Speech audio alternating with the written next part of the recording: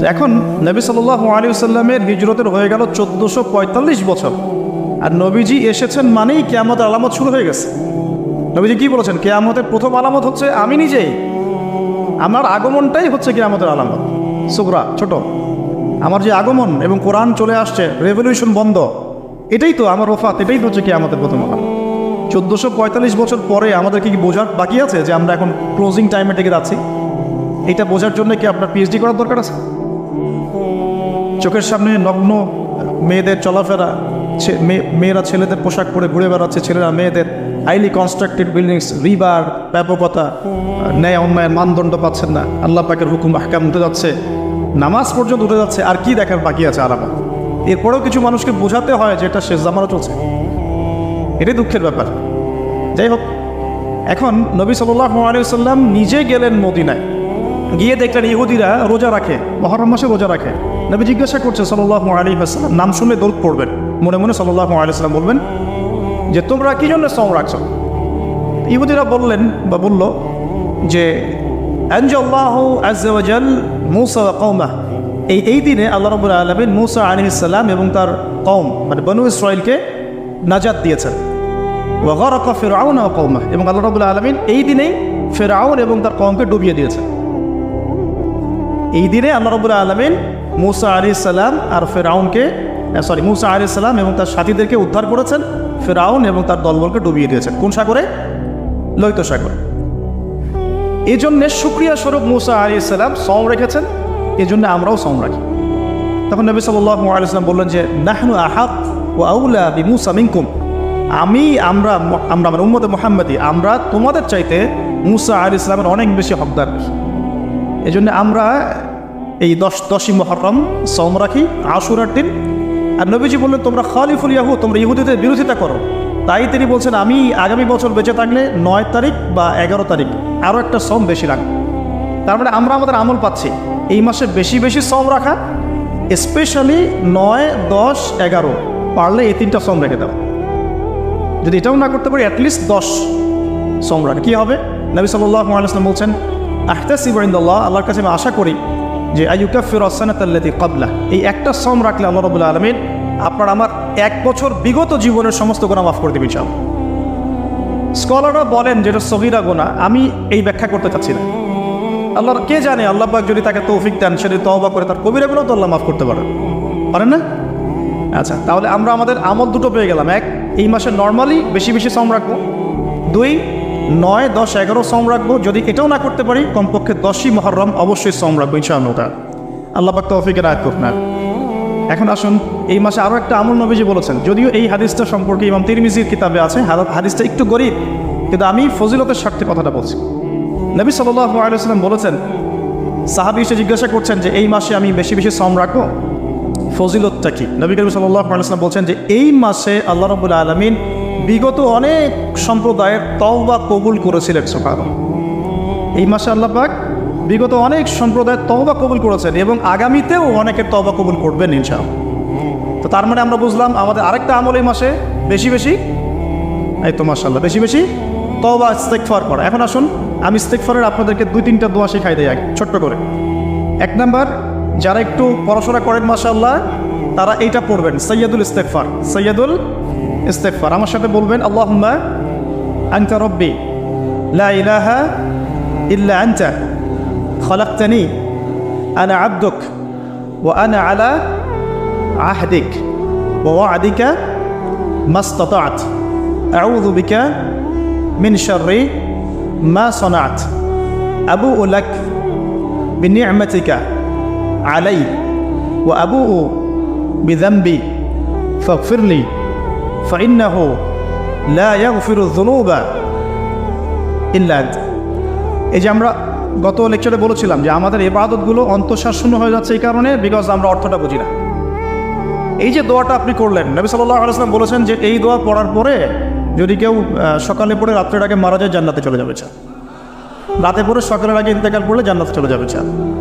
তো কি পড়লাম? আল্লাহ পাক বলছেন, নবী সাল্লাল্লাহু আলাইহি ওয়াসাল্লাম বলছেন আল্লাহুম্মা, হে আল্লাহ, আনতা রব্বি, আল্লাহ তুমি আমার রব, খলাকতানি, তুমি আমাকে সৃষ্টি করেছো, আনা আবদুক, আমি তোমার বান্দা, আনা আলা আহদিকা, আমি তোমার সাথে যে অঙ্গীকার করেছি এর উপরে আছি, মাস্তাতা থাকার চেষ্টা করছি, আমি সাধ্যমতো থাকার চেষ্টা করছি।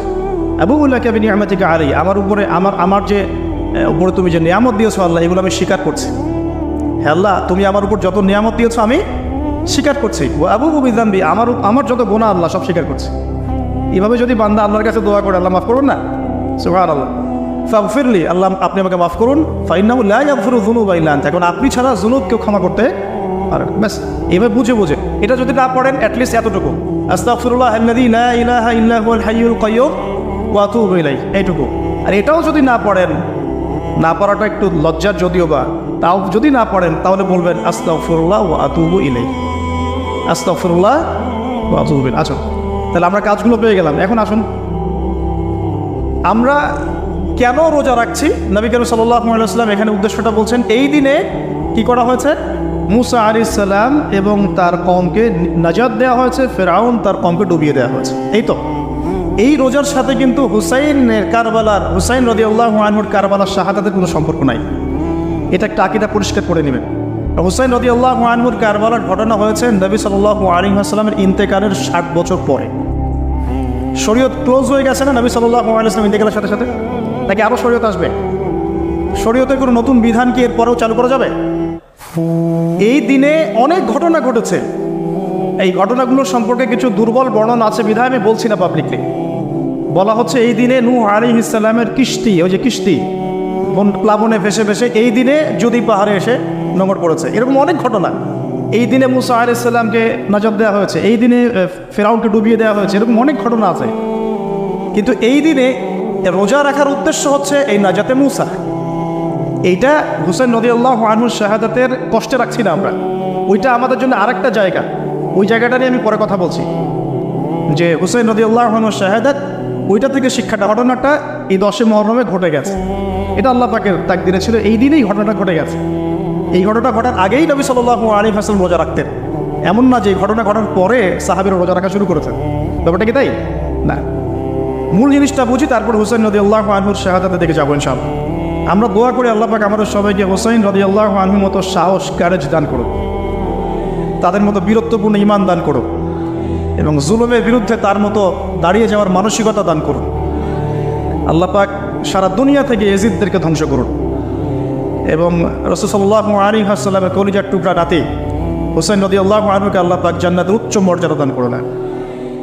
তো এখানে দেখুন, মুসা আলাইহিস সালামের নাজাতের সাথে আশুরার ঘটনা জড়িত। আর একটা কথা আমি বলে দিই, মুসা আলাইহিস সালাম, তার কওম, ফেরাউন এবং শেষ জামানা, দাজ্জাল, জেরুজালেম, ইহুদি, এদের সবার সাথে একটা যোগসূত্র আছে। একটু বোঝার চেষ্টা করবেন। আবার বলছি, রোজাটা রাখছি আমরা আশুরার স্মৃতিতে, ওই স্মরণে। এই আশুরার দিন, এর ঘটনা, মুসা আলাইহিস সালামের কওম, ফেরাউন, বনু ইসরাইল, এখনকার জেরুজালেম, জিউসদের উত্থান, শেষ জামানা, এই প্রত্যেকটা বিষয় কানেক্টেড আছে। আমি জানি না কীভাবে আমি শব্দ নিয়ে আপনাদেরকে বুঝাবো। আমি এখন লেকচারগুলোতে বলি যে আমি লাস্ট 3-4 বছর থেকে একটা প্রবলেম ফেস করছি। অনেক কিছু বুঝতে পারছি কিন্তু আমি আপনাকে বোঝাতে পারছি না। আমি কোন ভাষা প্রয়োগ করবো বা কীভাবে সিকোয়েন্স সাজাবো আমি আসলেই বুঝতে পারছি না। বিশ্বাস করেন, এগুলো শুধু বাইরের কথা বললাম, ভিতরে এমন অনেক কথা আছে যার 30 থেকে 40% আমি বলতে পারছি, বাকি 60% কথা আমি বলতে পারছি না। এখন আপনি ইন্টেলেকচুয়াল অডিয়েন্স হয়ে বুঝে নিয়েন যে কেন বলতে পারছি না, কেন বলতে পারছেন, কী কারণে, এটা আপনাদেরকে বুঝে নিতে হবে। তো এখন দেখুন প্রিয় ভাইয়েরা, একটু আমার দিকে খেয়াল করুন। নবী মুসা আলাইহিস সালাম, কোরআন আপনি খুলবেন, 44টা জায়গায়, কয়টা জায়গা? 532টা আয়াত আছে। সুবহানাল্লাহ, 44টা জায়গায় 532টা আয়াতে আল্লাহ রাব্বুল আলামিন মুসা ফেরাউন আমাদেরকে বলেছে। কোরআন কাদের জন্যে? আচ্ছা, আমাদেরকে এই ঘটনাটা বারবার বলার কি কারণ? আল্লাহ পাক কেন এতবার করে মুসা আলাইহিস সালাম আর ফেরাউনের ঘটনা আমাদেরকে বলছেন? কারণ কি? আমাদের উম্মার সাথে তার কি সম্পর্ক? সম্পর্ক হচ্ছে নবী সাল্লাল্লাহু আলাইহি ওয়াসাল্লামের সোনালী যুগ যেটা, সেটা চলে যাওয়ার পরে এই ফিতনার যুগে সারা বিশ্ব জুড়ে নতুন নতুন ফেরাউনদের উদ্ভব হবে ইনশাআল্লাহ। হয়েছে কি হয় নাই? এবং এটা চিরায়ত পরিণতি। আল্লাহ পাক এই এতবার করে 532 বার এই মানুষদেরকে ফেরাউনের গল্প কেন শোনাচ্ছেন?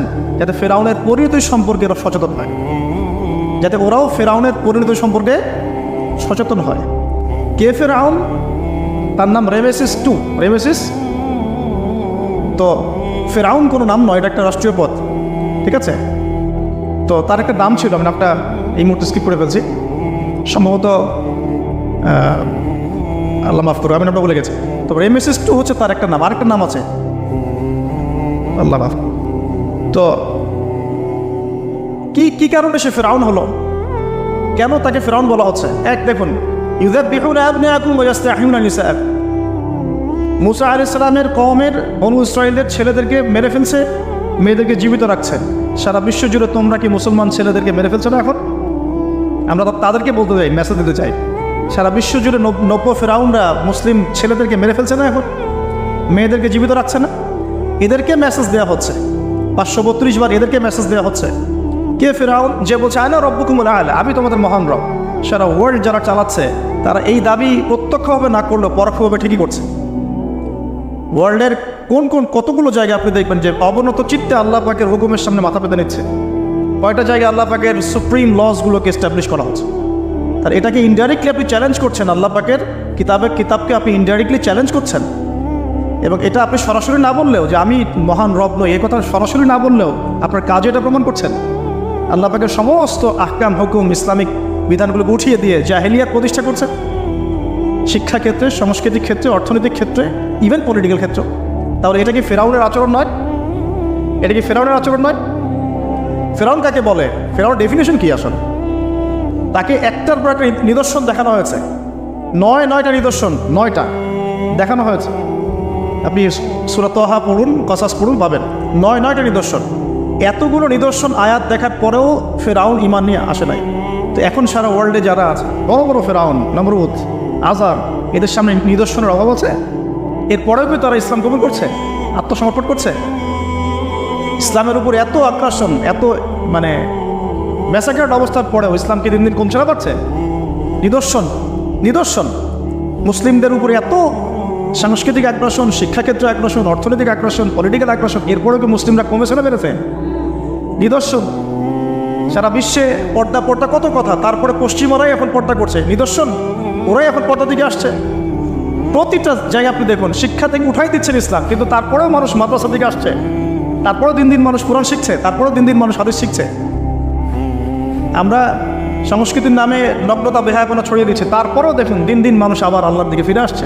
যুব সমাজকে নাস্তিক বানানোর জন্য কত কি না করলাম আমরা, কত কি যে করলাম যুবদিকে নাস্তিক বানানোর জন্য, কিন্তু তারপরেও ইয়াংদের একটা বড় অংশ দিন দিন ইসলামের দিকে ফিরে আসছে। আলহামদুলিল্লাহ। দেখুন এখনও কিন্তু ফেরাউনদের সামনে নিদর্শন যাচ্ছে। সবচেয়ে বড় কথা, তারা আল্লাহ পাকের অথরিটি, আমরা সভরেন্টি বলি যেটাকে, এইটা দাবি করেছিল ফেরাউন। এখন সেই সভরেন্টি দাবি করছে আমরা বড় বড় সংস্থাগুলোর মধ্য দিয়ে। আপনি আমাকে সরাসরি জিজ্ঞাসা করলে আমি বলবো ইউনাইটেড নেশনস একটা ফেরাউন, অফকোর্স ফেরাউন। আর সে সারা ওয়ার্ল্ডকে আল্লাহ পাকের হুকুম আহকাম থেকে বের করে মানুষের হুকুম আহকামের দিকে নিয়ে গেছে। সিম্পল।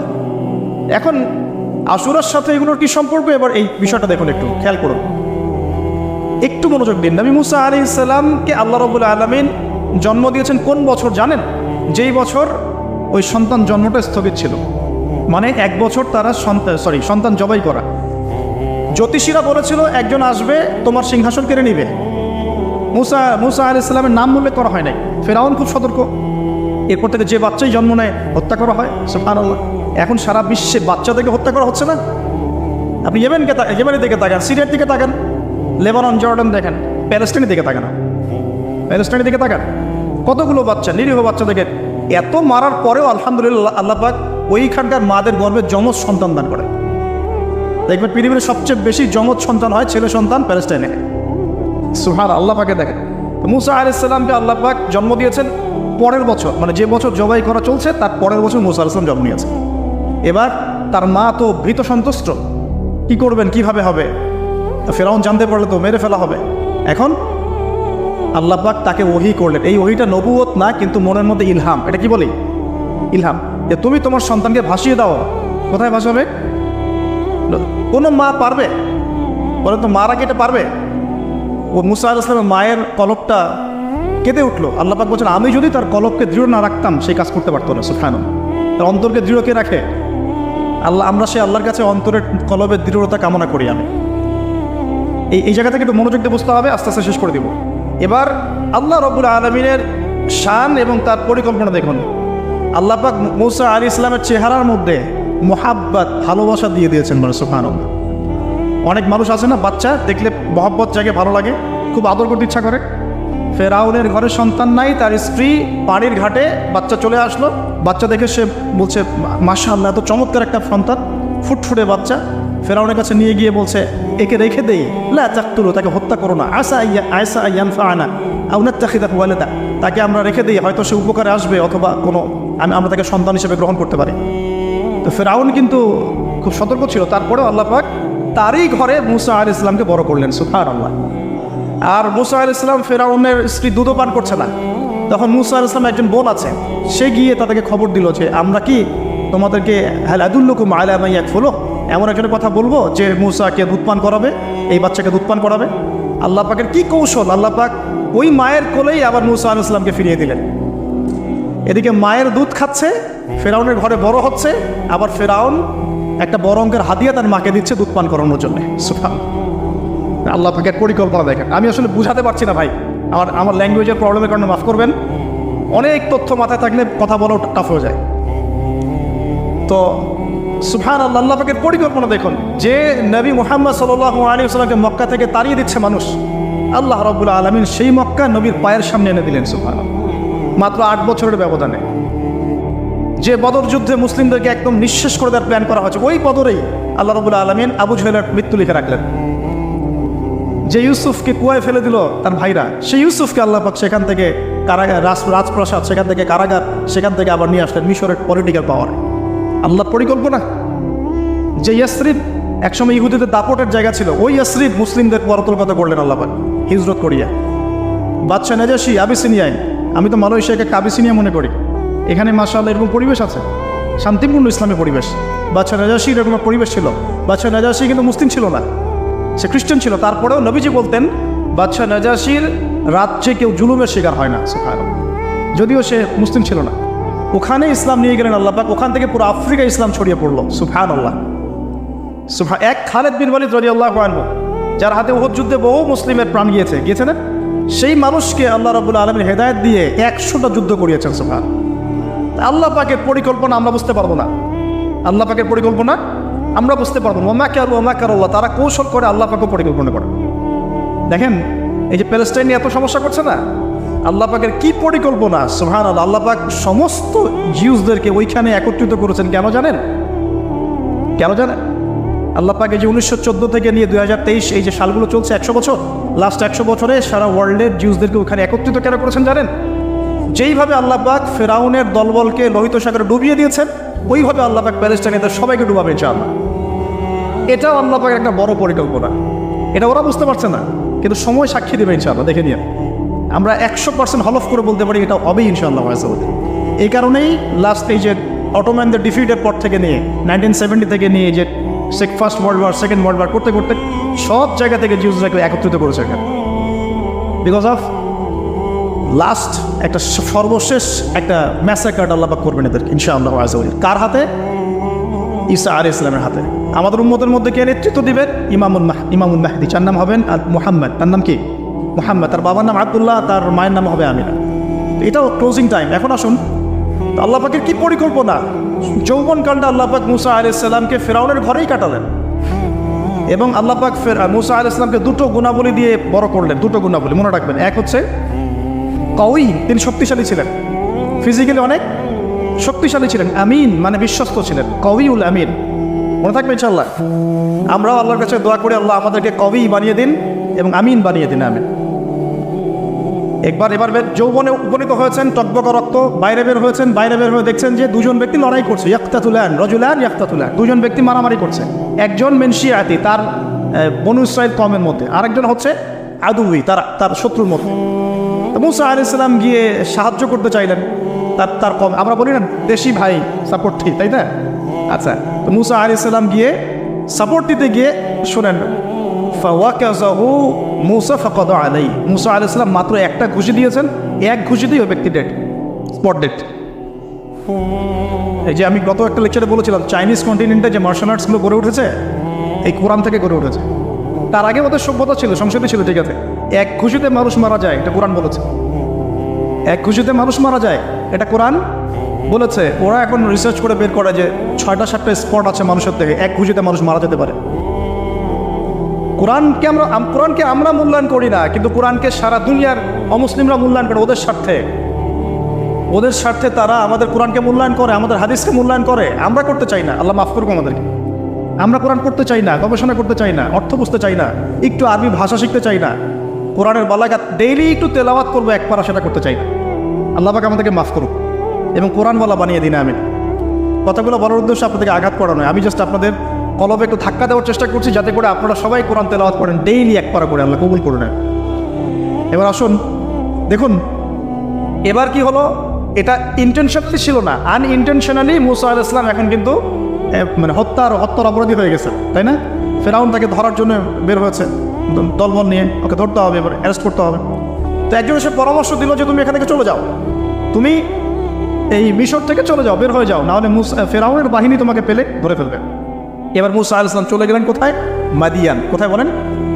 অনেক দূরে মাদিয়ান। মাদিয়ানে গিয়ে তার না আছে কোনো শেল্টার, না গার্ডিয়ান, না কোনো খাবার, না পানি, কিছুই নাই।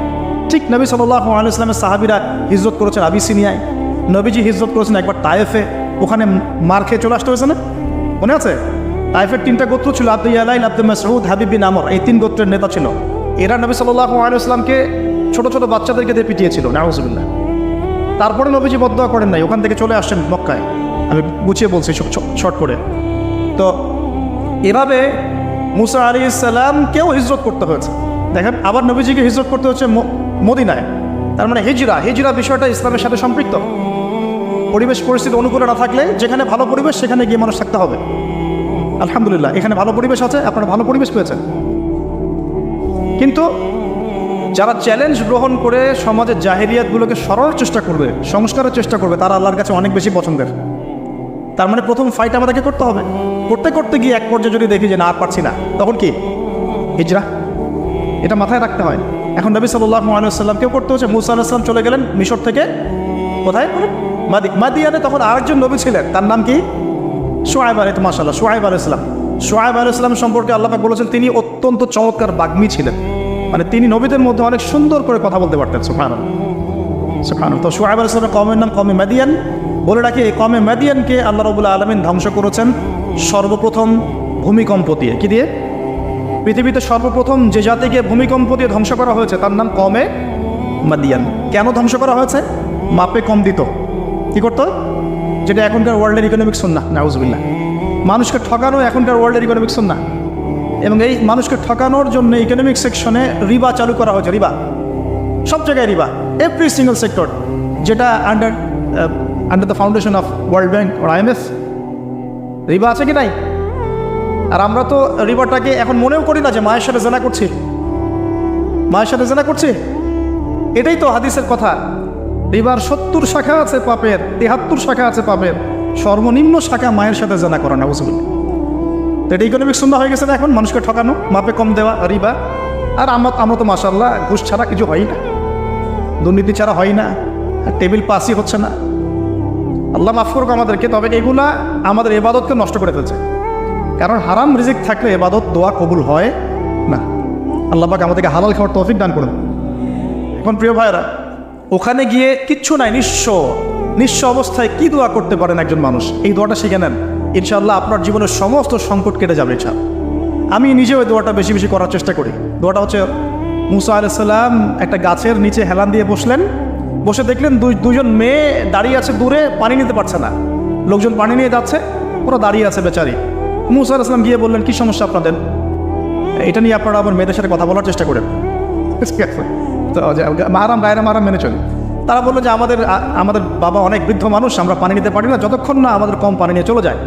মুসা আলাইহিস সালাম তো একটু বললাম না, ফিজিক্যালি খুব স্ট্রং ছিলেন, থাকে না বডি বিল্ডার, সামনে গিয়ে কথা বলে এই সরব পানি দিতে দাও, তখন মানুষ একটু মূল্যায়ন করে না। তো মুসা আলাইহিস সালাম এভাবে পানি নিয়ে দিলেন এবং বাছুরদেরকে পানি পান করালেন, করিয়ে গাছের নিচে এসে বসে আছেন। বসে বসে তিনি দোয়া করছেন। এই যে দোয়াটা তিনি দোয়া করছেন, রব্বি, একটা নেক কাজ করলেন না, মানুষের উপকার করলেন, নেক কাজ করে এসে গাছের নিচে বসে দোয়া করছেন, আল্লাহ এখানে তো আমার খাবার পানি বাসস্থান কিছুই নাই, আমি কি করব?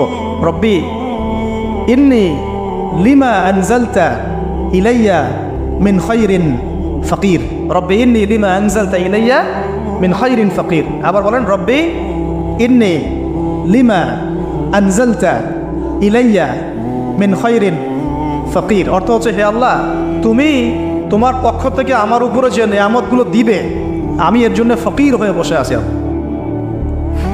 অর্থ বুঝে পড়বেন ভাই, নামাজ রোজা হজ জাকাত যাই করেন আল্লাহর ওয়াস্তে অর্থ বুঝে পড়বেন। অর্থ বুঝে পড়লে আপনার ইবাদতের স্বাদ পাবেন, তৃপ্তি পাবেন, আল্লাহর সাথে কানেকশন হবে, আল্লাহর নূর পাবেন, মাআরিফত পাবেন, সত্য স্বপ্নও দেখবেন তখন ইনশাআল্লাহ। তখন শুয়ে সত্য স্বপ্ন দেখবেন ইনশাআল্লাহ। আল্লাহ পাক তৌফিক দান করে দেন।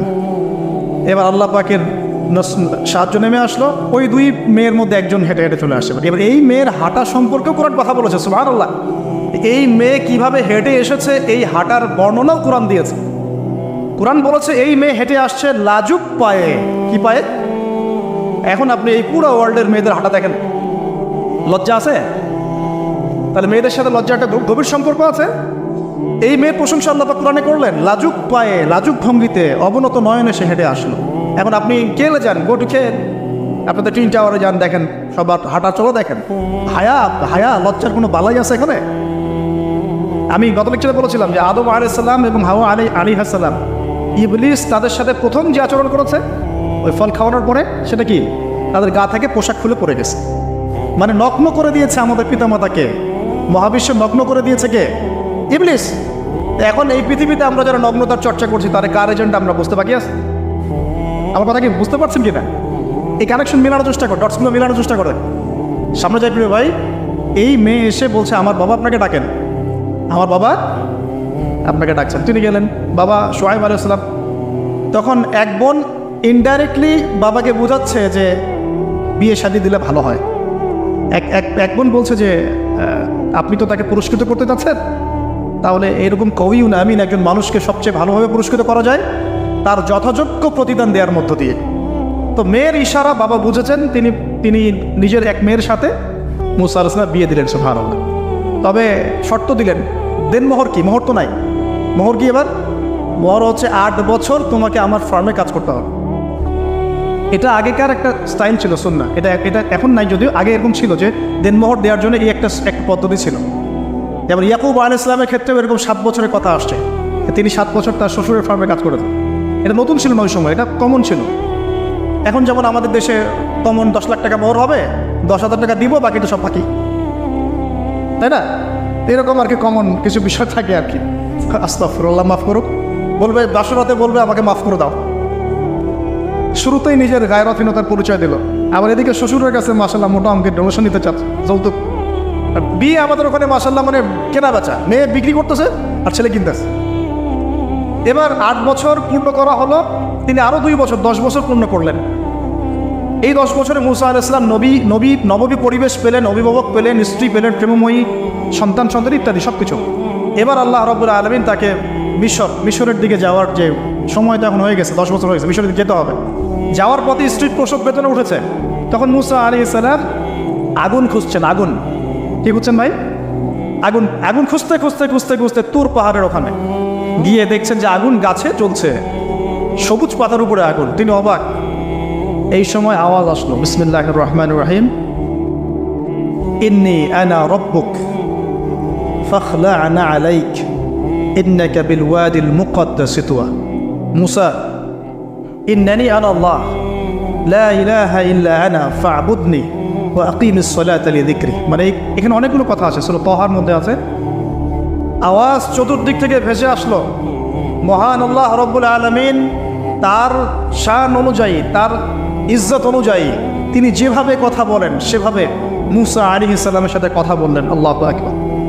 বললেন, ইয়া মুসা, হে মুসা, ইন্নানি আনা আল্লাহ, নিশ্চয়ই আমি আল্লাহ, লা ইলাহা ইল্লা আনা, আমি ছাড়া কোনো ইলাহ নাই, ফা'বুদনি, তুমি আমার ইবাদত করো, ওয়া আকিমিস সালাতা লিযিকরি, আমার ইবাদতের জন্য সালাত কায়েম করো, আমার জিকিরের জন্য সালাত কায়েম করো, আমার স্মরণের জন্য সালাত কায়েম করো। ফাখলা'না আলাইক, তোমার জুতা খুলে ফেলো, ইন্নাকা বিল ওয়াদিল মুকদ্দাসি তুয়া, তুমি তুয়া উপত্যকায় আছো, পবিত্র তুয়া উপত্যকায় আছো। আদব শেখানো হলো। এভাবে অনেক কথোপকথন হলো। নবী মুসা আলাইহিস সালাম ভয় পেয়ে গেলেন এবং আল্লাহ পাক আরও কথা বললেন, ওয়ামা তিলকা বিয়ামিনিকা ইয়া মুসা, তোমার ডান হাত এটা কি? মুসা আলাইহিস সালাম বলছেন, ক্বালা হিয়া আসায়া আতাওয়াক্কাউ আলাইহা ওয়া আহুশু বিহা আলা গনামি ওয়া লিয়া ফিহা মাআরিব উখরা। এটা তো আমার লাঠি, এটা দিয়ে আমি ডালপালা পারি, আমার ওই যে গবাদি পশু চড়াই। আল্লাহ পাক বলছেন যে এটা ছুঁড়ে মারো, আলকিহা ইয়া মুসা, এটা ছুঁড়ে মারো। ফালকাহা, তিনি ছুঁড়ে মারলেন, ফাইদা হিয়া হাইয়াতুন তাসা, এবং এটা ছোটাছুটি শুরু করলো, বড় একটা সাপ হয়ে গেল। সুবহানাল্লাহ। এগুলো কোনো গাল গল্প নয়, এগুলো আল্লাহ রাব্বুল আলামিনের মুজিজা, মুজিজাতুল কুবরা, এটা বড় মুজিজা। তিনি পিছনের দিকে দৌড়ানো শুরু করলেন সাপ দেখে, খাইফা ইয়াতারাক্কাব, মানে ভয়ে দৌড়ানো শুরু করলেন। আল্লাহ পাক বলছেন, লা ইয়াখাফু লাদাইনাল মুরসালিন, আমার কাছে রসুলগণ ভয় পায় না, তুমি ভয় পেও না, তুমি ওটাকে ধরো পিছন থেকে, সেটা আবার লাঠি হয়ে যাবে। পিছন থেকে হাত দেওয়া হলো, লাঠি হয়ে গেল। সুবহানাল্লাহ। এবার বলছে যে তুমি তোমার বগলের নিচে হাত ঢুকাও। মুসা আলাইহিস সালাম বগলে হাত ঢুকালেন, বের করলেন, হাত থেকে টর্চ লাইটের মতো আলো বের হওয়া শুরু। এটা দ্বিতীয় নিদর্শন। কেন দেওয়া হলো নিদর্শন? এবার আল্লাহ পাক তার দায়িত্বটাকে বলছেন, তোমাকে নিদর্শনগুলো কেন দিলাম, তোমাকে মনোনীত কেন করলাম, কেন তোমাকে মনোনীত করলাম মুসা, তোমার কাজটা কি? তোমার কাজ এখন এইটা, ইযহাব ইলা ফিরআউনা ইন্নাহু তাগা, তুমি ফিরআউনের কাছে যাও। ফিরআউন সীমা লঙ্ঘন করেছে, মনে আছে ফিরআউনের কথা? সীমা লঙ্ঘন করেছে। তখন মুসা আলাইহিস সালাম তার অপারগতা প্রকাশ করছেন এভাবে, তিনি বলছেন, আল্লাহ আমার তো জিহ্বায় জড়তা আছে, আর আমি তো ওখানে এক ব্যক্তি, আমার খুনের অভিযোগ আমার কাঁধে, আমি এখন কিভাবে কি করবো আল্লাহ?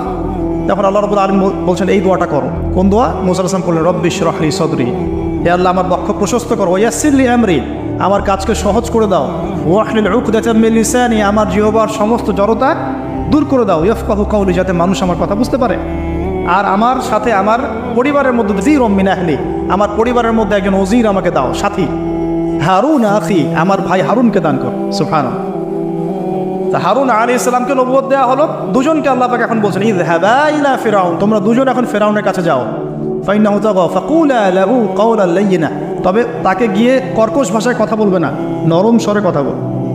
দায়ীদের এখানে সুন্নাহ, দায়ীদের জন্য শিক্ষা আছে, দায়ী আলেম যারা মুবাল্লিগ তাদের শিক্ষা আছে। ফিরআউনের সামনে গিয়ে দাওয়াত দিলেও কীভাবে দিতে হবে? ফাকুলা লাহু কাওলান লাইয়িনা, নম্রভাবে কথা বলো। লাআল্লাহু, কেন নম্রতার সাথে? লাআল্লাহু ইয়াতাযাক্কারু আও ইয়াখশা, হয়তোবা নম্রতা প্রদর্শন করলে সে উপদেশ গ্রহণ করতে পারে, অথবা সে আল্লাহকে ভয় করতেও পারে। আল্লাহ পাক তো আগে থেকে জানেন সে ঈমান আনবে না, তারপরেও আমাদের আদব শেখাচ্ছেন আল্লাহ পাক এখানে। তারা দুজন চলে গেলেন, দাওয়াত দিলেন। ফিরআউন মশকরা করছে, ওয়ামা রব্বুকুম ইয়া মুসা, তোমাদের দুজনের রব আবার কে? হ্যাঁ, মুসা আলাইহিস সালাম বোঝাচ্ছেন, রব্বি আল্লাযী, আমার রব সেই রব যিনি জীবিতকে মৃত করেন, মৃতকে জীবিত করেন, ইত্যাদি। মানে যার হুকুম ছাড়া একটা গাছের পাতাও নড়ে না, যিনি মাটি থেকে সব উৎপন্ন করেন, বৃষ্টি বর্ষণ করেন, সব বুঝালেন। ফিরআউনের বক্তব্য তখন এটাই ছিল, তোমাদের কাছে কি কোনো নিদর্শন আছে, কোনো আয়াত নিদর্শন আছে? হ্যাঁ, নিদর্শন আছে। কি? লাঠি ছুঁড়ে মারলেন, সাপ হয়ে গেল। এখন ফিরআউন বলছে, এটা তো জাদু, এটা কি? আমার জাদুকররা ওটা পারে, জাদুকরটাকে ডেকে না হলো, জাদুকররাও লাঠি ছুঁড়ে মারলো, সাপ হয়ে যাচ্ছে। কিন্তু এই বড় সাপ ওদের সব সাপকে খেয়ে ফেললো। তখন ফিরআউন কিন্তু ভয় পেয়ে গিয়েছিল। এরপরেও এই হাত বের করে আলোর এই নিদর্শন দেখানো হলো, তাওহীদের দাওয়াত দেওয়া হলো, ফিরআউনকে ভয় করতে বলা হলো, ফিরআউনকে সতর্ক করা হলো যে আমার রব, আপনার রব, সবার রব হচ্ছেন আল্লাহ। সব কিছু বোঝানো হলো, কিন্তু ফিরআউন এই কোনো কথাই গ্রহণ করলো না। এরপরে সে বনু ইসরাঈলকে ডিভাইড অ্যান্ড রুল করলো। ডিভাইড অ্যান্ড রুল মানে ওদেরকে ভাগ করতো এবং রুল করতো, ঠিক যেটা এখনকার গ্লোবাল অ্যাফেয়ার্সে করা হচ্ছে। ডিভাইড অ্যান্ড রুল, আমাদেরকে তারা ভাগ করে দিয়েছে, আমাদের পুরো কমিউনিটি, গ্লোবাল মুসলিম কমিউনিটিকে তারা ভাগ করে দিয়েছে এবং রুল শাসন করছে। এবং কারো গায়ে আঘাত লাগলে আরেকজন গিয়ে সেই ব্যথা নিরসন করতে চায় না, বরং অপেক্ষা করে, আমার গায়ে তো আর আসে নাই, তার গায়ে আসছে। ঠিক আছে, ব্যাপারটা এটা শুধু গ্লোবাল অ্যাফেয়ার্স না, এটা সবখানে একটা রাষ্ট্রের ভিতরেও ঢুকে গেছে। ওই ভাইকে বলছে, বলুক, আমাকে তো আর কিছু বলে নাই, ওকে গায়েব করে ফেলুক, আমাকে তো আর কিছু করে নাই, ও ভিতরে গেছে, আমাকে তো কিছু বলে নাই। এই আচরণের কারণে আস্তে আস্তে আস্তে আস্তে মুসলিমদের শক্তি সব সংকুচিত হয়ে আসে। এটা নতুন কোনো বিষয় না, ফিরআউনের সুন্নত এটা, ডিভাইড অ্যান্ড রুল, যেটা ব্রিটিশরা করে গেছে সারা ওয়ার্ল্ডে। সুবহানাল্লাহ, দেখুন সব কিছু ওরা কোরআন থেকেই নিচ্ছে মনে হচ্ছে আমার কাছে। এখন একটা দুইটা না, 9টা পরীক্ষা ফেরাউনকে করা হলো। মুসা আলাইহিস সালাম যখন বলেন, দোয়া করেন, তখন গজব উঠে যায়। ফেরাউন তখন এসে বলে যে ঠিক আছে, তুমি দোয়া করো, তাহলে আমরা বনু ইসরাইলকে ছেড়ে দিব। যখনই মুসা আলাইহিস সালাম দোয়া করে, গজব উঠে যায়, সে আর বনু ইসরাইলকে ছাড়ে না। এখন এভাবে 9টার বর্ণনা আসছে। একবার আসছে পঙ্গপালের শাস্তি, একবার আসছে ব্যাঙের শাস্তি, একবার আসছে মহামারীর শাস্তি, একবার আসছে উকুনের শাস্তি, একবার রক্তের নদী। এরকম 9টা আযাব আল্লাহ পাক দিয়েছেন কাদেরকে? এই ফেরাউনের সম্প্রদায়। সর্বশেষ, আমি লম্বা করলাম না, সর্বশেষ যেটা হয়েছে, কারণ আমি কনক্লুশনে কিছু পয়েন্ট বলবো। সবশেষে যেটা হলো 20 বছর, কত বছর? প্রায় 20 বছর জুলুম করলো ফেরাউন দাওয়াত পাওয়ার পরে। প্রায় 20 বছর। দাওয়াত পাওয়ার আগের কথা তো বাদ, ইসলামের দাওয়াত পাওয়ার প্রায় 20টা বছর সে বনু ইসরাইলকে এভাবেই টর্চার করতে থাকলো। 9টা নিদর্শন আসলো, কোনোটাই সে গ্রহণ করলো না। এবং সর্বশেষ তার কল ছিল যে আমি ছাড়া তোমাদের কোনো রব আছে এটা আমি জানি না, নাউজুবিল্লাহ। এবং সূরা নাবার মধ্যে আল্লাহ বলেছেন যে ফেরাউন বলেছিল আনা রব্বুকুমুল আ'লা, আমি তোমাদের মহান রব, নাউজুবিল্লাহ। এই ছিল ফেরাউনের শেষ স্টেটমেন্ট। এবার মুসা আলাইহিস সালাম বনু ইসরাইলকে নিয়ে চলে যাচ্ছেন মিশর থেকে। ফেরাউন দলবলে ধাওয়া করছে, সামনে সাগর আর পিছনে ফেরাউনের বাহিনী। মুসা আলাইহিস সালাম এখানে বনু ইসরাইলকে নিয়ে একটা রিম রক বলি আমরা, যেটা পাহাড়ে উঠতে সামনে যেতে না পারে, পিছনে যেতে না পারে, এরকম একটা অবস্থা। এই সময়ে মুসা আলাইহিস সালামের গোত্রের কিছু মানুষ বলেছিল যে ইয়া মুসা ইন্না লামুদরাকুন, হে মুসা আমরা তো ধরা পড়ে গেলাম, আমরা মনে হয় ধরা পড়ে গেলাম।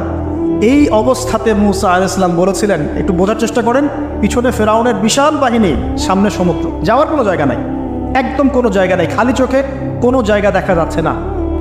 ওই সময় খালি চোখে, বাহ্যিক চোখ দিয়ে কোনো উপায় দেখা যাচ্ছে না। বাহ্যিক চোখে ওই সময় কোনো উপায় দেখা যাচ্ছে না নিষ্কৃতির, নাজাতের। ঠিক এখন সারা ওয়ার্ল্ডে বাহ্যিক চোখে মুসলিমদের নাজাতের কোনো পথ দেখা যাচ্ছে না।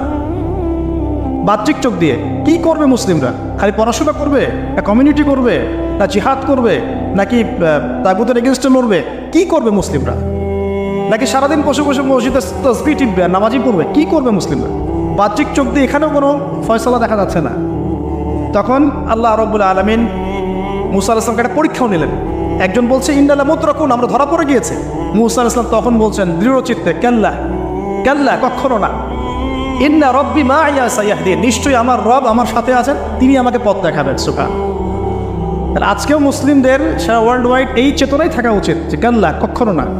আল্লাহ ইন্না রব্বুনা মা'ানা, নিশ্চয়ই আমাদের রব আমাদের সাথে আছেন, তিনি আমাদেরকে পথ দেখাবেন ইনশাআল্লাহ। এই পথে আমরা চাই ইহদিনাস সিরাতাল মুস্তাকিম, তাই না? সিরাতাল্লাযীনা আন'আমতা আলাইহিম গায়রিল মাগদুবি আলাইহিম ওয়ালাদ-দাল্লিন। এই বাস, যখন আপনি পুরো দমে আল্লাহর উপর তাওয়াক্কুল করে ফেলবেন, তখনই তো আল্লাহ রাব্বুল আলামিনের নুসরা নেমে আসবে। বদরের মাঠে নবী সাল্লাল্লাহু আলাইহি ওয়াসাল্লাম হাত তুলে দোয়া করছে, আল্লাহ এই 313 জন মুসলিম যদি আজকে শেষ হয়ে যায়, ইসলামের নাম নেওয়ার কেউ থাকবে না। দোয়া করতে করতে চাদরটা পর্যন্ত পড়ে গেল। আবু বকর সিদ্দিক দৌড়ে এসে চাদর উঠায় দিলেন, দিয়ে কান্না জড়িত কণ্ঠে বলছেন, হাসবুকা ইয়া রাসূলুল্লাহ, যথেষ্ট হয়েছে আল্লাহ রাসূল, যথেষ্ট হয়েছে, আর দোয়া করার দরকার নেই, ইনশাআল্লাহ আল্লাহ সাহায্য নেমে আসবে। আল্লাহ পাকের সাহায্য নেমে আসলো, হাজার হাজার ফেরেশতা আল্লাহ নামিয়ে দিলেন বদরের মাঠে। আপনি দেখুন যে সুবহানাল্লাহ, নবী সাল্লাল্লাহু আলাইহি ওয়াসাল্লাম হিজরত করছেন আবু বকর সিদ্দিককে সাথে নিয়ে, মনে আছে গারে সওরের ঘটনা, সবাই ঘিরে ফেলেছে, এমনকি নিচ থেকে উপর ওদের পা দেখা যাচ্ছে। আবু বকর সিদ্দিক বলছেন যে ইন্না মুদরাকুন, আমরা ধরা পড়ে গেলাম ইয়া রাসূলুল্লাহ। একই কথা, কিন্তু নবী সাল্লাল্লাহু আলাইহি ওয়াসাল্লাম সেই একই কথাই বলছিলেন, লা তাহজান, তুমি দুশ্চিন্তা করো না, ইন্নাল্লাহা মা'ানা, আল্লাহ আমাদের সাথে আছে, ইনশাআল্লাহ আল্লাহ আমাদের সাথে আছেন। তবে কাদের সাথে আল্লাহ থাকবেন? যারা নামাজ পড়ে না, যারা তাওহীদ শিখে না, সুন্নতের উপর আমল করে না, যারা রিবা খোর, যারা মাদক দ্রব্য সেবন করে, জিনা করে, পর্নোগ্রাফি দেখে, যে বেপরদায় চলে, এদের সাথে আমরা থাকবেন। আমরা যদি আমাদের অবস্থান উন্নত করতে না পারি, আমাদের দ্বারা উম্মার বিজয় হবে না, ফুল স্টপ। আমরা যদি আমাদের অবস্থান উন্নত করতে না পারি, মানে এই যুগের আবু বকর, ওমর, উসমান, আলী হতে না পারি, আমাদের দ্বারা বিজয় হবে না। আপনি যত টাকা ঢালেন না কেন, যত বড় সংগঠন করেন না কেন, যত পলিটিক্যাল অ্যাফেয়ার্স ডিল করেন না কেন, যতক্ষণ এ যুগের আবু বকর, ওমর, ওসমান, আলী আমরা হতে না পারছি, আমাদের হাতে বিজয় আসবে না। প্রথম কাজটা এখানে ভাই, প্রিয় ভাইয়েরা, রাগ করছে নাকি কথায়? আমাদের প্রথম কাজটা এখানে, ফ্যান্টাসির কোনো মূল্য নাই এখন। I was show down, show off, fantasy, online, Facebook, কিচ্ছু নাই। বিশ্বাস করে গেলে কিচ্ছু না, কিচ্ছু হবে না এগুলো দিয়ে। কনস্ট্রাকটিভ কাজ না থাকলে, ইমান, আমল, তাওহীদ, সুন্নাহ, সেরকম জজবা, সেরকম ইউনিটি, আল্লাহর পথে মাল খরচের প্রেরণা, মুসলিমদেরকে সহযোগিতা করার বড় মানসিকতা, একটা ব্রড মাইন্ডের চিন্তা ভাবনা, এগুলো না থাকলে কখনো সম্ভব না। এখানে সাহায্য নেমে আসছিল না? ওই গারে শহরে কি তারা ধরা পড়েছিলেন? লা তাহজানিনাল্লাহু মা'ানা, ভয় পেও না, আল্লাহ আমাদের সাথে আছেন। আল্লাহ কি সাথে ছিলেন না? ঠিক একই কথা মুসা আলাইহিস সালাম বলছেন, কাল্লা, কখনো না, ইন্না রাব্বি মা'ইয়া সাইয়াহদিন, আমার রব আমার সাথে আছেন, আমার রব আমার সাথে আছেন, তিনি আমাকে পথ দেখাবেন ইনশাআল্লাহ। বলার সাথে সাথে মনে আছে ওই যে নমরুদ যখন ইব্রাহিমকে ফেলে দিচ্ছে আগুনে, জিবরিল আমিন এসে বলছেন, হাজাতুকা ইনদি, আপনার কোনো প্রয়োজন আছে আমার কাছে? ইব্রাহিম আলাইহিস সালাম আগুনে পড়তে পড়তে বলছেন, হাসবি আল্লাহ ওয়া নি'মাল ওয়াকিল, আল্লাহ আমার জন্য যথেষ্ট, তিনিই আমার উত্তম অভিভাবক, দরকার নেই। বলার সাথে সাথেই ইয়া নার কুনি বারদান ওয়া সালামান আলা ইব্রাহিম, এই আগুন ঠান্ডা হয়ে যাবে। আমার বান্দা আমাকে ডেকেছে, তার কোনো পথ নাই চোখের সামনে খোলা, এখন আমার বান্দা আমাকে ডেকেছে, আমার উপর ফরজিয়াত আমার বান্দাকে এখন সাহায্য করা, এটা আমার হক, আমার বান্দাকে সাহায্য করা। ওয়া কানা হাক্কান আলাইনা নুনজিল মুমিনিন, আমার হক হচ্ছে, আল্লাহ বলছেন আমার হক মুমিন বান্দাদেরকে নাজাত দেওয়াটা আমার হক। সুবহানাল্লাহ।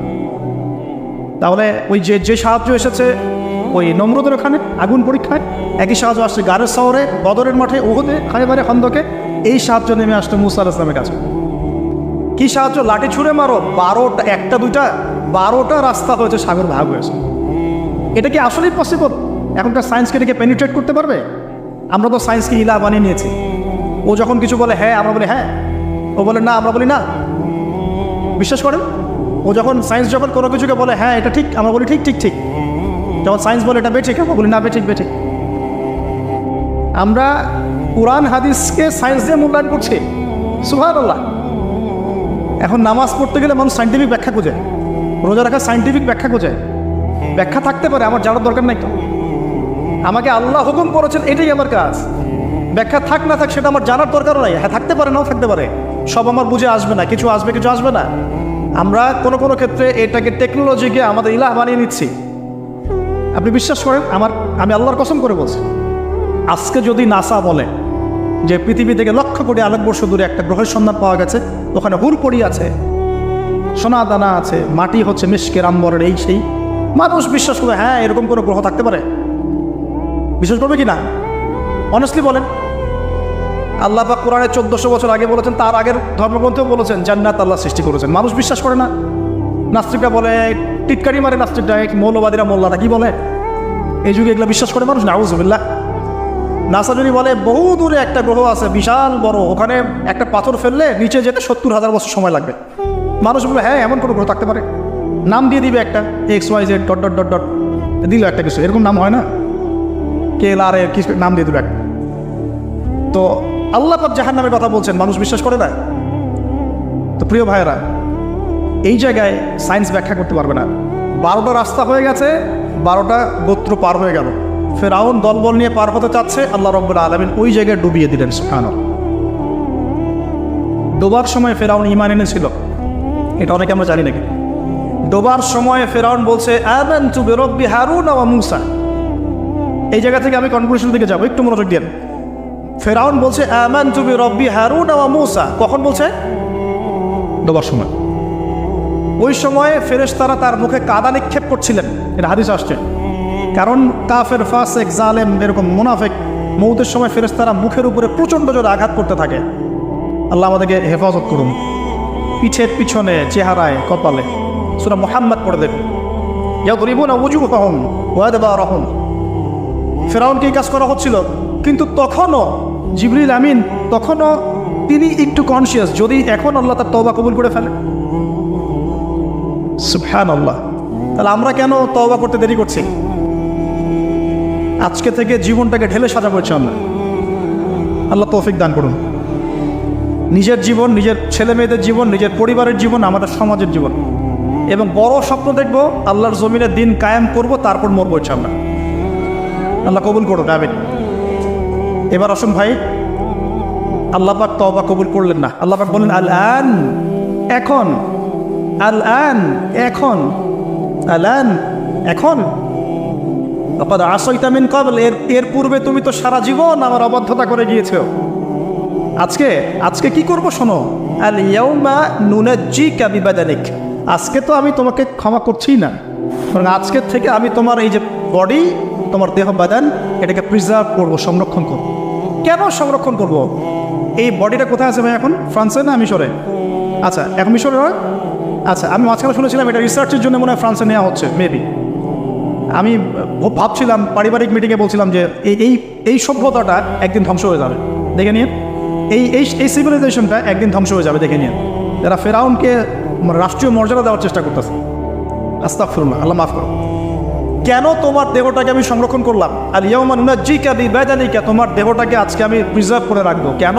লিতাকুনা লিমান খালফাকা আয়া, তোমার এই যে ডেথ, এর পরে যত ফেরাউন পৃথিবীতে আসবে, তোমার মতো যত মানুষ পৃথিবীতে আসবে, তাদের সবার জন্য তুমি হবে নিদর্শন, আইডেল।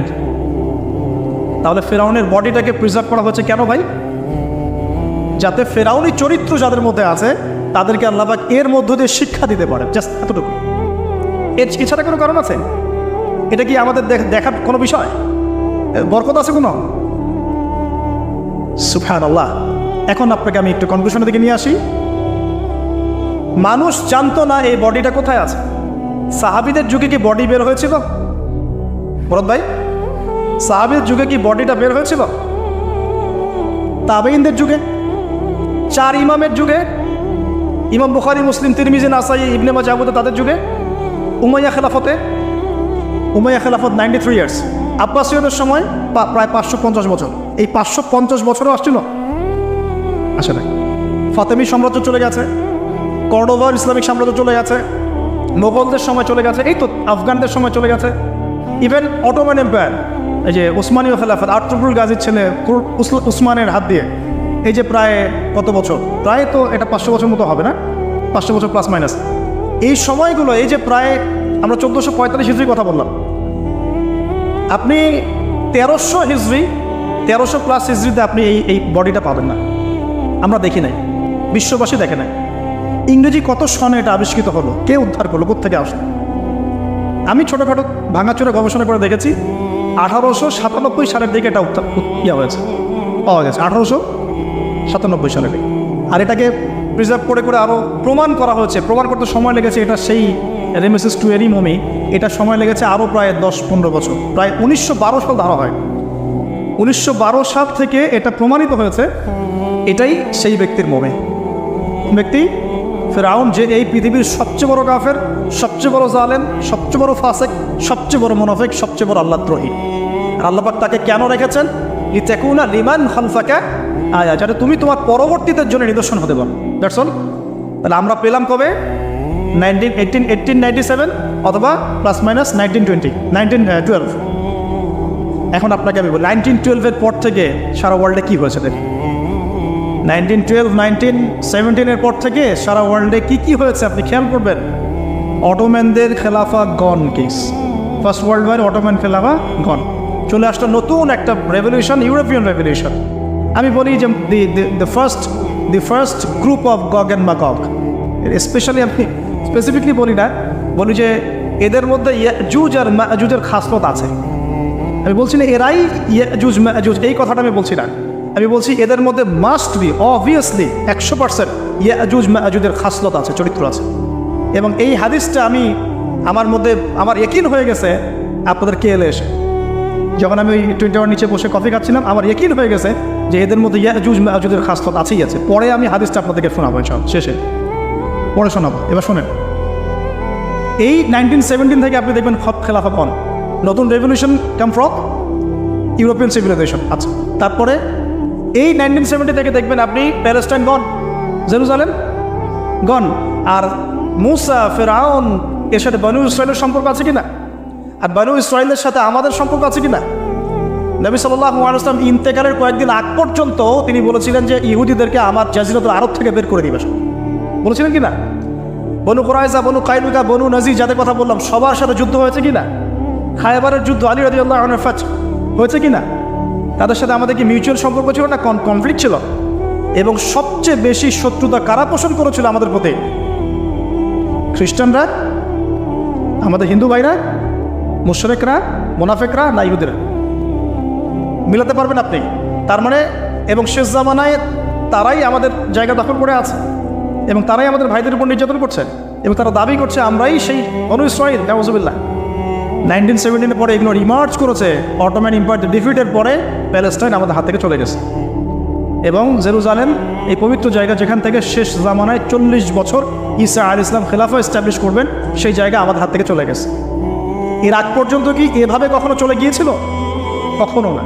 উমর রাদিয়াল্লাহু আনহুর সময় বিজয় হয়েছে, সালাদুল আইয়ুবের সময় হয়েছে, আরও অনেক সময় জাহের বারবারসের সময় হয়েছে, অনেক সময় হয়েছে। এভাবে কখনো পুরোপুরিভাবে হাত থেকে আমাদের চলে যায় না। শুধু কি চলেই গিয়েছে, বরং 1970 পর থেকে তারা সারা ওয়ার্ল্ডের সমস্ত জিউসদেরকে ওই জায়গায় একত্রিত করে ফেলেছে। এই ঘটনা কি ইতিহাসে কখনো হয়েছিল কিনা আপনি একটু হিস্ট্রি ঘেটে দেখেন। 1917 পরে 1920 আগে কখনো এভাবে পুরো ওয়ার্ল্ডের জিউসরা কি একটা জায়গায় ঘাঁটি গাড়তে পেরেছিল কি না? শুধু কি ঘাঁটি গেড়েছে, না তারা সেখানে একটা স্টেটও কায়েম করেছে? শুধু কি স্টেট কায়েম করেছে, নাকি তারা সেখানে শক্তিশালী হয়েছে? বলেন, তারা শক্তিশালী হয়েছে কিনা? এবং সারা ওয়ার্ল্ডের বড় বড় ডিপার্টমেন্টগুলো, politics, economics, banking system, finance, আপনার মিলিটারি অ্যাফেয়ার্স, পারমাণবিক নিউক্লিয়ার ওয়েপন্স এবং টেকনোলজি, এগুলো কাদের হাতে? বলেন, ওদের হাতে কিনা? এই যে আল্লাহ সুবহানাহু ওয়া তাআলার এইভাবে হয়তো পরিকল্পনা, ওই যে বললাম 1920 আর 1897 এই সময়ের মধ্যেই সারা ওয়ার্ল্ডে একটা রেভলিউশনও ফর্ম করেছিল। এর নাম জায়নিস্ট মুভমেন্ট। এর নাম কি?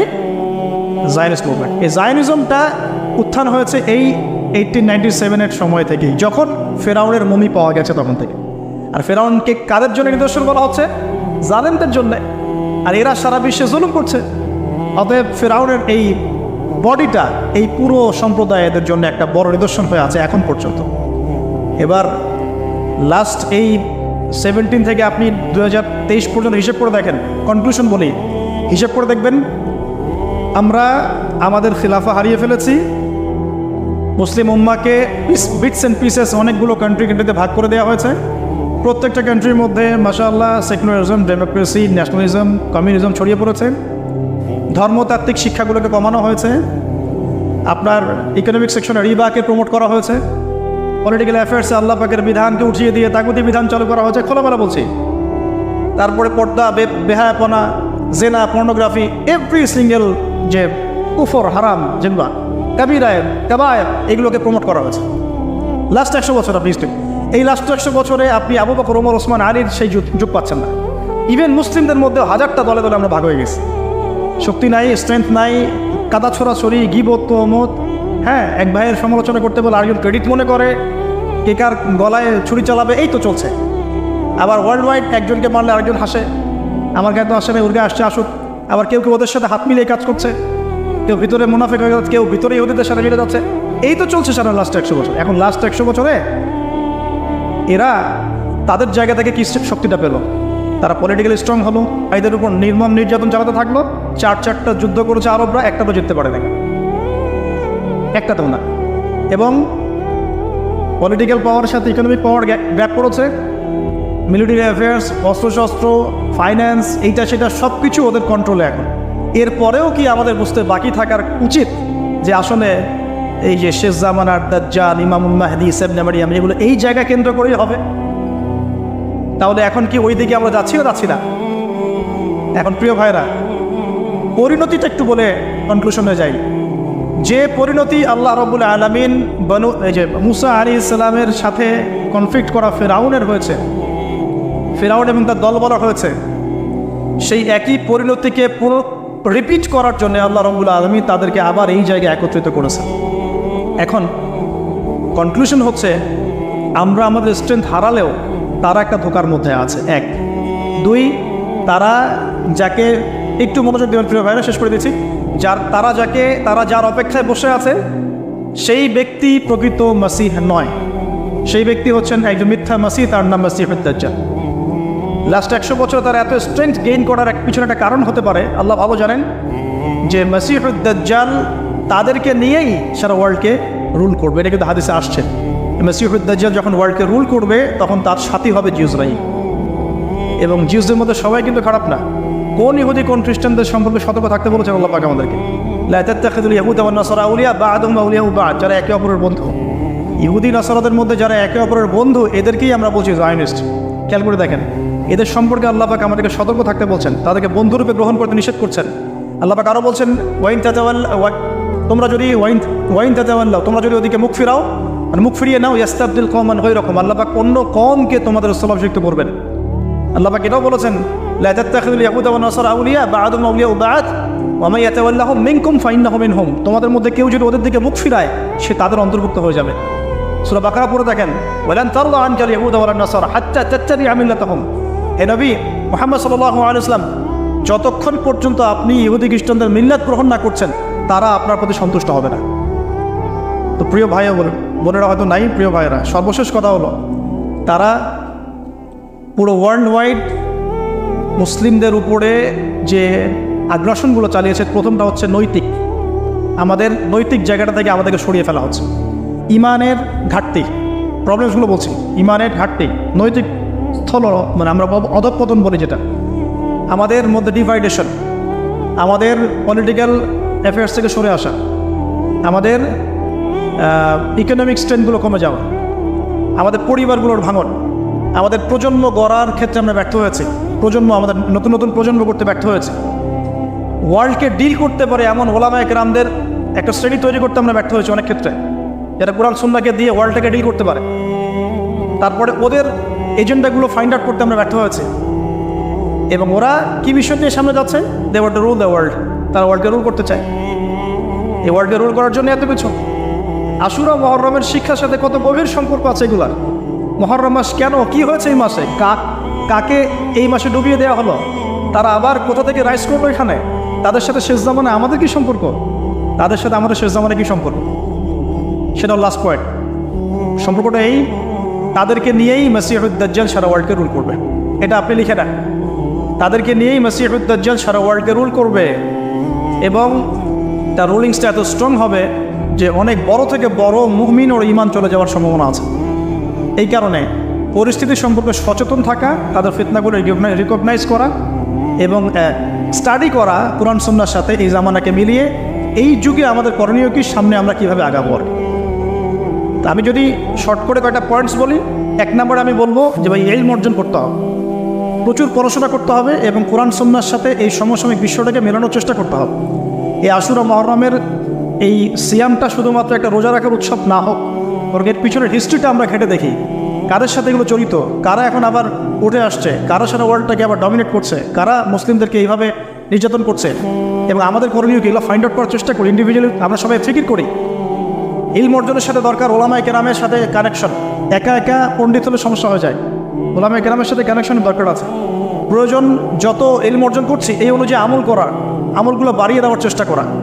আমি যে বলেছি শুরুতে, এই যুগের আবু বকর, ওমর, ওসমান, আলী হতে হবে ইনশাআল্লাহ তাআলা।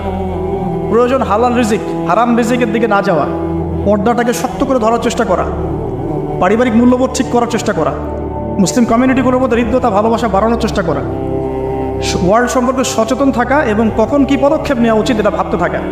এবং যখন দাওয়া দিব, আমরা সবাই দাওয়াতি কাজ করব, পার্ট টাইম হলেও সবাই দাওয়াতি কাজ করব, এবং দাওয়াটা শুধুমাত্র প্রোটেস্ট্যান্ট ভার্সন অফ ইসলামের দাওয়াত হবে না, পুরো টোটাল ইসলামের দাওয়াতটা আমাদেরকে দিতে হবে।